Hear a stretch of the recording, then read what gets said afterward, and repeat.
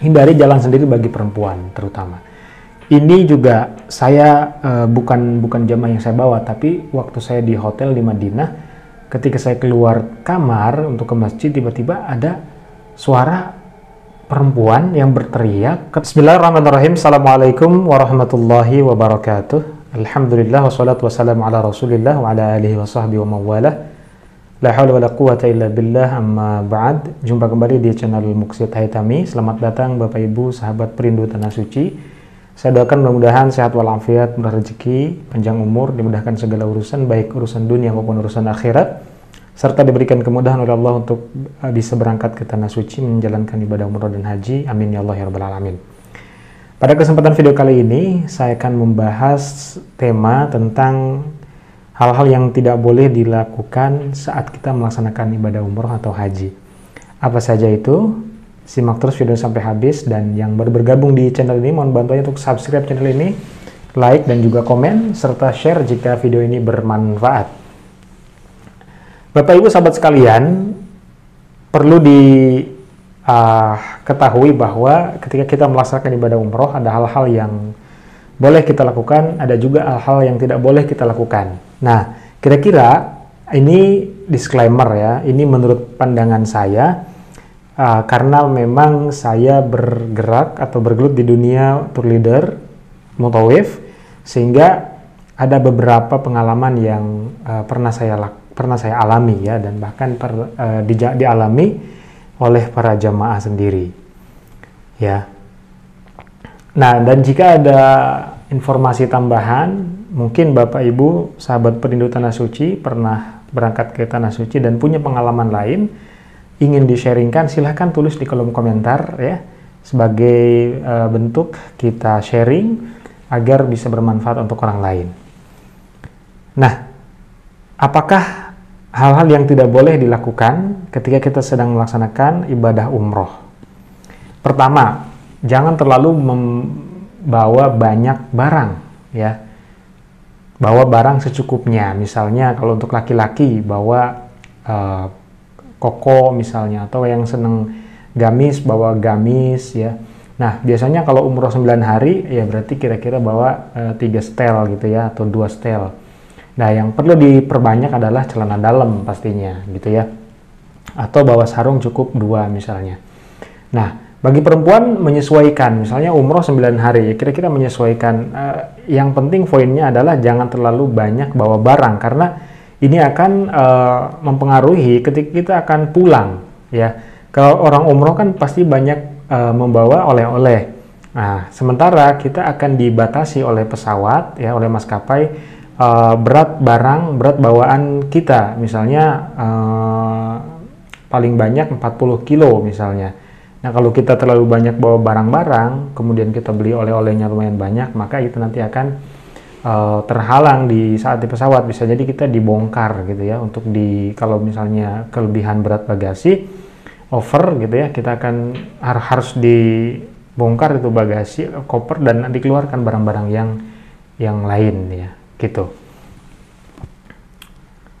Kemudian berkata tidak baik saat di Tanah Suci. Ini jelas-jelas saya pernah punya pengalaman orang berangkat umroh kemudian berbicara sesuatu yang kurang baik. Saat itu juga dia langsung mengalami. Misalnya gini, sampai di Tanah Suci dia kemudian bilang begini, oh di sini panas banget ya gitu ya. Ya walaupun sebenarnya panas, tetapi jangan kita ucapkan di Tanah Suci, karena selama kita berada di Tanah Suci itu kemungkinan besar kita akan terus kepanasan gitu ya. Contoh lain misalnya, aduh saya di sini lapar terus ya. Saya pernah punya pengalaman bahwa jamaah seperti itu. Dia lapar terus padahal makan banyak. Habis makan di hotel, dia makan lagi di luar ya, di tempat atau di restoran gitu. Nah, dia merasakan lapar terus. Jadi makanya poin di sini adalah, poin yang kedua adalah kita jangan berkata sembarangan ketika di Tanah Suci. Ya, berkatalah yang positif, ya yang baik, dan hindari perkataan yang negatif atau yang kurang baik. Selanjutnya, hindari jalan sendiri bagi perempuan terutama. Ini juga saya bukan jamaah yang saya bawa, tapi waktu saya di hotel di Madinah, ketika saya keluar kamar untuk ke masjid, tiba-tiba ada suara perempuan yang berteriak ketakutan, dan ketika saya lihat ternyata ada orang yang mengejar ya laki-laki gitu. Saya nggak tahu awalnya bagaimana, tetapi saya menyaksikan itu, melihat kejadian itu, dan akhirnya saya kemudian berpesan kepada jamaah perempuan agar, terutama yang masih muda ya, masih muda ini di sini berarti umur-umur ya 45 ke bawah lah, itu harap tidak jalan sendiri gitu ya. Misalnya iseng tengah malam atau habis jam-jam isya misalnya ingin keluar nyari suasana baru, kemudian dia keluar hotel, kemudian jalan-jalan sekitar situ ya. Jangan berpikir kemudian ini tanah suci aman-aman aja. Jangan berpikir seperti itu, karena kita tidak tahu, bahkan di tempat suci pun ada saja orang yang ingin berbuat jahat atau berbuat tidak baik. Kita tidak tahu, maka kita mengantisipasi hal-hal yang tidak diinginkan, sebaiknya jalan berdua atau bertiga ya, atau mengajak ustadznya atau mutawifnya untuk menemani gitu ya. Kemudian yang poin selanjutnya, ini berbuat zalim. Hindari hal berbuat zalim karena kita sedang berada di tanah suci. Zalim itu dalam artian bagaimana?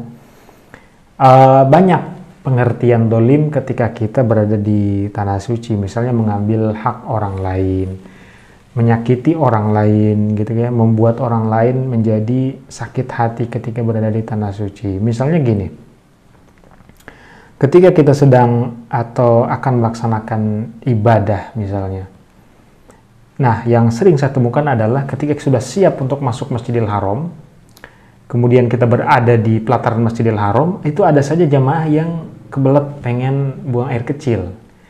Jadi yang terjadi adalah menunggu. Ya, menunggu. Nah, ada satu orang jamaah misalnya merasa kesel ya karena menunggu orang yang kebelet tadi. Kemudian dia kamu nih misalnya bukannya dari tadi misalnya persiapan di hotel gini sampai si orang ini merasa, ya Allah, kok dia begitu ya, sakit hati ya intinya. Nah, hindari hal-hal seperti itu. Karena memang walaupun kita sudah siap-siap di hotel, kadang-kadang ada saja ya, kalau sudah mau masuk Masjidil Haram ada saja halangannya, misalnya ini kebelet lah, ini beginilah begitulah, itu banyak. Dan itu saat itu kesabaran kita diuji, maka kita harus benar-benar sabar dan memahami kondisi teman-teman jamaah yang lain seperti itu.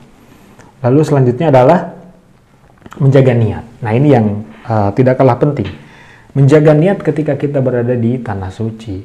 Betul, kita ibadah karena Allah Subhanahu wa Ta'ala, dan niat itu harus betul-betul kita jaga.